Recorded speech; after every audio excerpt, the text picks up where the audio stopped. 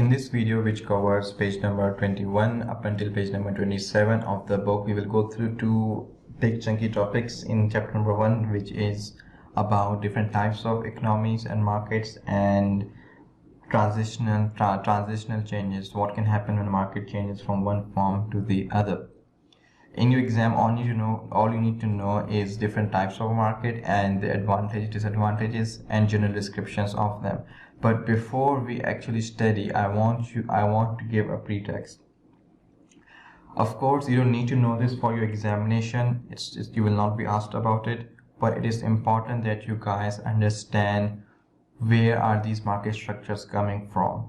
You need to understand that in modern economies, in modern economics, you have 4 different schools of thought: neoclassic, Austrian, radical, and original institutional economist. These schools of thought are practiced in different parts of the world, and as you go forward in economics, if you specialize in it, at some point you will study from perspective of different schools of thought. What I'm trying to say is that how markets work, what are markets, and how do they function, is one of the most debated topics in economies. In fact, no one really truly to pinpoint detail understand how markets actually work and how they actually behave. Everyone has, all classical economists and modern economists have an idea of how economies work, but no one truly really understands because it's complex. It's not that easy to understand. So we need to first get a pretext, a little bit of history of where we are coming from, so that it helps us think in a different manner, so that as you go along in economics, not only will you be memorizing a bunch of substances, content, you'll also be thinking to yourself, is this correct, is this valid, does this apply, can we have a different scenario? Also, because this will help you when you're giving evaluation in your essay. Market structure and questions regarding market structure are very common in essay in paper number 2 and also in paper number 4. So trying to understand a little bit of history can help you answer the evaluation part, which is crucial if you want to get high scores. So let's start with a little bit of history. Modern economics as a field started with the person named Adam Smith. Now, Adam Smith was a guy who lived his life in the 18th century, and he wrote a book called Wealth of Nations, which you probably know by now. In his book, he tried to write down, he tried to come up with different ways. He went around Europe, especially in France and around Europe generally, and he came up with different ideas of how people are working to produce more using less. So he came up with different techniques how we can increase wealth of a nation as a whole.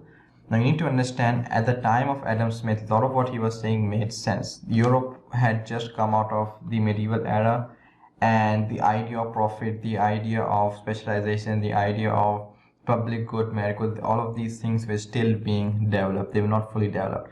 Adam Smith came along and he to put it in simplistic words, tried to terminalize, try to give them terms. So try to give the idea of what public goods are, merit goods are, so it's easier for people to understand. He did not come up with never came up with a checklist of what an economy looks like, or what a market looks like. All he did was come up with different techniques, different ideas of how a country, how a nation can amass wealth, how they can get rich. Now, of course, like all philosophers, a lot of what he said was debated.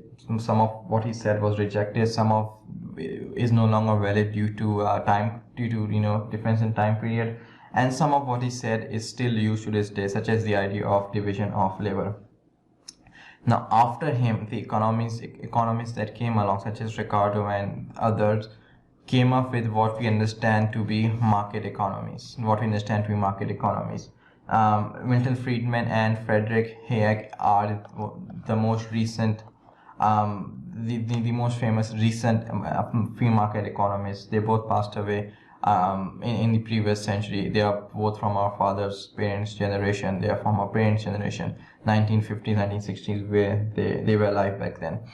Now, after all of this, in the 19th century, a guy named Karl Marx came along. Karl Marx had a complete idea of what an economy looks like. He did not agree with Adam Smith. To be fair, in his time there were a tremendous amount of conflicts going on in Europe. Riots were very common. Riots and protests were very common. He thought that the idea developed by Adam Smith, an economist like him, were intended to withhold power from the poor. He understood that in the Adam Smith's market, in Adam Smith's idea, most of the power belongs to few, belongs to policymakers, belongs to politicians, belongs to managers, belongs to a small population. And he thought that laborers are exploited to make profits. And he came up with a completely different market structure in which laborers had most of the power. The way laborers were supposed to have most of the power. Unfortunately, it's a great tragedy that he was not able to complete his most famous book called Das Kapital. Now, the book was supposed to be 3 volumes long. He was able to complete the first, the second, and for the third one, he passed away before he could actually complete it. Just like Adam Smith, Karl Marx also did not come up with a checklist of what a command economy, of what a communistic economy looks like. He never had a checklist. He was gonna come up with a checklist. He never had one. So people after Karl Marx, such as Lenin, such as the North Vietnamese founder, or Ho Chi Minh. I hope my spelling is not that inaccurate.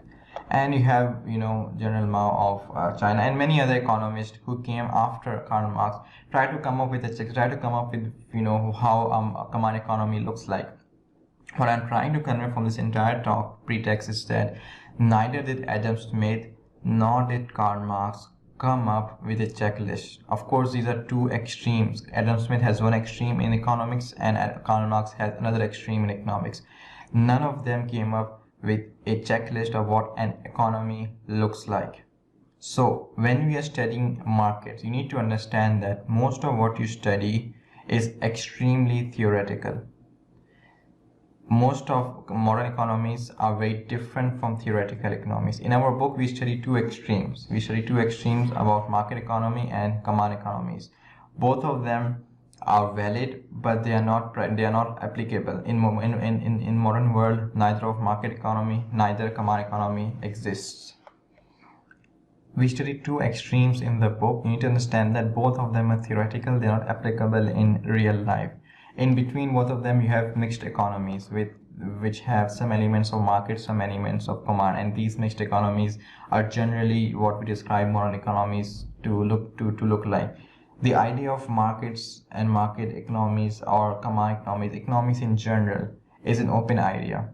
We still have a lot of arguments going on of what markets should be, what markets should not be, how markets should function. So this entire pretext was just meant for you guys to understand that we don't have clear definition of what a market looks like. What you do have in your book are extremes.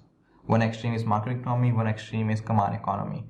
And so when you're studying them, don't just study them and memorize them, but also try to understand them, try to debate with them, try to ask yourself, how can we make a system which can benefit both, which can help develop an equal society. So it's just a food for thought for all of us to understand and benefit. Hopefully in the next video we will go through the actual material that you need to know for the examination, and hopefully this was helpful.